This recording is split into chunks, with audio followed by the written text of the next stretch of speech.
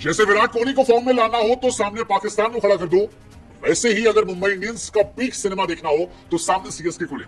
और यही वजह है कि मुंबई इंडियंस है बैक, सिर्फ बैक नहीं बल्कि बैक विद बैंग, क्योंकि मुंबई इंडियंस ने कंप्लीट डोमिनेंस दिखाते हुए सीएसके को एक तरफा मुकाबलों में न सिर्फ हराया बल्कि आईपीएल 2025 की बाकी टीमों को मैसेज दिया, क्रिकेट के राजा अब लीग में वापस आ चुके हैं।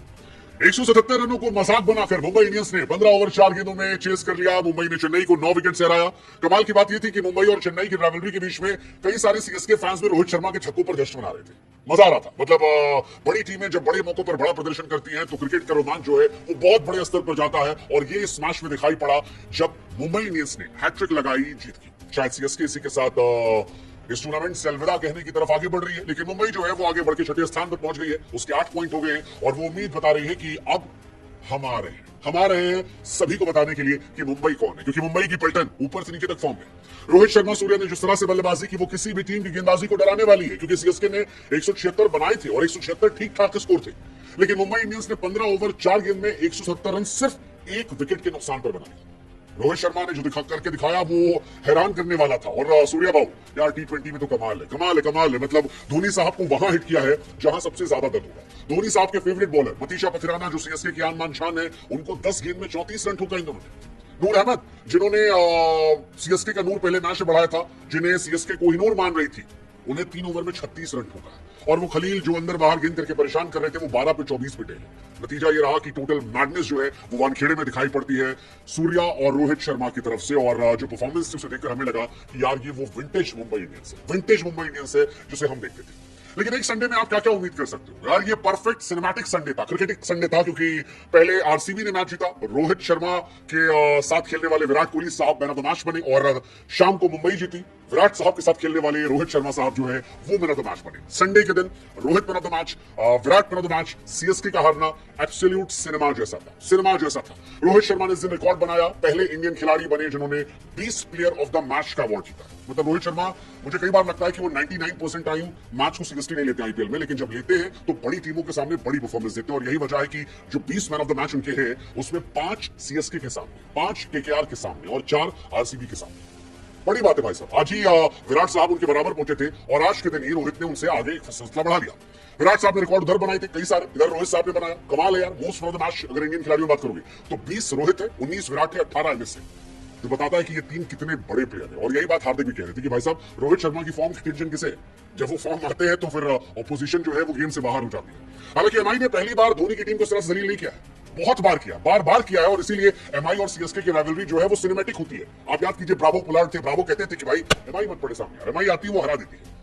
उदाहरण के तौर पर आज तक सिर्फ 3 बार ऐसा हुआ है जब सीएसके आईपीएल में 10 या 9 विकेट से हारी, सिर्फ 3 बार। पहली बार शाहजहां में 2020, उससे पहले वानखेड़े 2008 और अब वानखेड़े 2025। और आपको जानकर हैरानी होगी कि तीनों बार मुंबई इंडियंस उसके सामने थी, तीनों बार, जब वो 10 विकेट से हारे थे, जब वो 9 विकेट से हारे। And that defines the share domination of Mumbai Indians, जिस वजह से मुंबई जीतती है। वैसे जीत आप भी सकते हैं। एक आसान सवाल का जवाब देखिए, सिर्फ इतना बताना है कि क्या केकेआर जो है वो गुजरात को हराएगी? प्रभु आप पर ये जवाब देना है।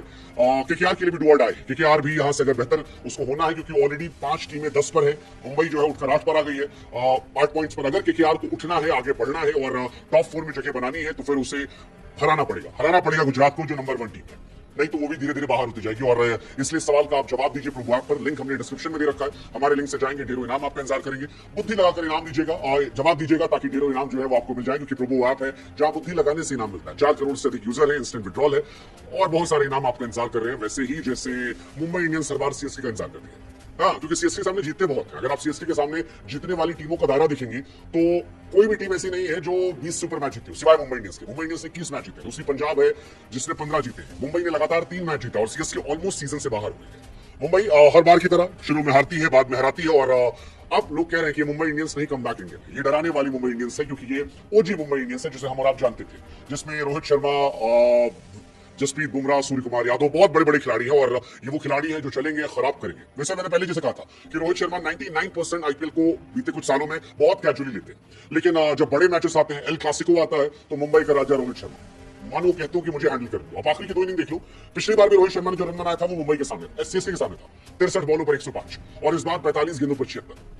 दैट डिफाइंस कि रोहित शर्मा मुंबई से सीएसके के सामने खेलना कितना पसंद करते हैं। सीएसके वो टीम है जिसने बीते कुछ सालों में जब से रोहित का डाउनफॉल शुरू हुआ या रोहित की टीम कमजोर हुई, कई बार मैचेस हराए पोलार्ड के जाने के बाद, लेकिन वापसी हुई है, जबरदस्त वापसी हुई है और मुंबई मैसेज दे रही है कि भाई साहब हम आपके सामने अलग लेवल पे हो। हालांकि मुंबई अब अलग लेवल की टीम हो गई है और इसकी वजह है हर खिलाड़ी का फॉर्म आना। अब देखिए रिकल्टन फॉर्म में पहले ही थे, रोहित और स्काई के बीच में पहली बार 100+ की पार्टनरशिप हुई है। आई मीन ये भी मैडनेस है, रोहित की मैडनेस, सूर्य कुमार यादव की मैडनेस, स्काई बाऊ भी 30 में 68 ठोका है, 5 छक्के मारे, आखिरी 2 बॉल पे 2 छक्का मारा है और बताया कितने बड़े खिलाड़ी वो हैं। और जब ये सब फॉर्म में आ गए तो नतीजा खतरनाक है।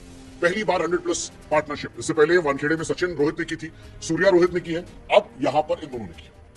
ये भी अपने आप में अद्भुत है कि यार ये लोग कितने बड़े खिलाड़ी हैं और किस तरह से ले जा रहे हैं। सूर्या 26 से 50, रोहित 33 से 50। खलील अहमद को शुरुआत में मार के मोमेंटम से किया था 6-4-4। आई थिंक वहीं से मामला जो है वो पूरी तरह सेट हुआ और फिर रिकॉर्ड पर रिकॉर्ड बनते गए। जैसे एक रिकॉर्ड बना, विराट कोहली के बाद नंबर 2 पर रोहित शर्मा आ गए, हाईएस्ट आईपीएल में रन बनाने वाले। विराट साहब के 8,326 है, रोहित साहब के 6,786 है। शिखर धवन का रिकॉर्ड जो है वो आज तोड़ दिया गया है। आईपीएल में 50 स्कोर की बात करोगे सीएसके के सामने तो रोहित शर्मा के नाम 9 है, शिखर, वार्नर और विराट के नाम भी 9-9-9 है। इसके अलावा रोहित शर्मा के पास सबसे ज्यादा मैन ऑफ द मैच का अवार्ड है, पहले खिलाड़ी जिन्होंने 20 मैन ऑफ द मैच का अवार्ड हासिल किया। ओवरऑल भी अगर आप देखोगे तो रोहित 3 नंबर पर है, नंबर 1 डिविलियर्स है, 2 पर गेल है, 3 पर रोहित आ गए, 4 पर विराट है। पावर प्ले में छक्कों की बात करोगे तो वहां भी रोहित 3 पर आ गए। 143 छक्के गेल ने मारे हैं, 105 वार्नर ने और 103 छक्के रोहित शर्मा के, जो शायद अगले मैच में वार्नर से आगे निकल जाएंगे। और ये सारी कहानियों का असर है कि आज का मैच खतरनाक रहा। मुंबई इंडियंस का मैच रहा क्योंकि सीएसके अच्छी थी लेकिन सीएसके मुंबई के सामने फीकी थी। सीएसके फैसले कमजोर थे। मुझे लगता है कि पथराना को बहुत बाद में लेकर आए, जो समझते पड़े था 13-14 ओवर बाद। फील्डिंग जो है वो बहुत अच्छी नहीं थी, बहुत ही एवरेज फील्डिंग सीएसके की थी। सीएसके साल यूनिट के तौर पर नजर नहीं आ रही थी। सीएसके ने कमबैक किया बच्चों के साथ, लेकिन वो बच्चे जब तक आए, जब तक टीम में घुले, जब तक बेहतर होते, तब तक आधा सीजन निकल चुका था और ये सीएसके के लिए परेशानी का सबब है। सीएसके की हालांकि आज के मैच में शुरुआत जो है वो ठीक ठाक रही थी क्योंकि सीएसके में नए नए बच्चे आए।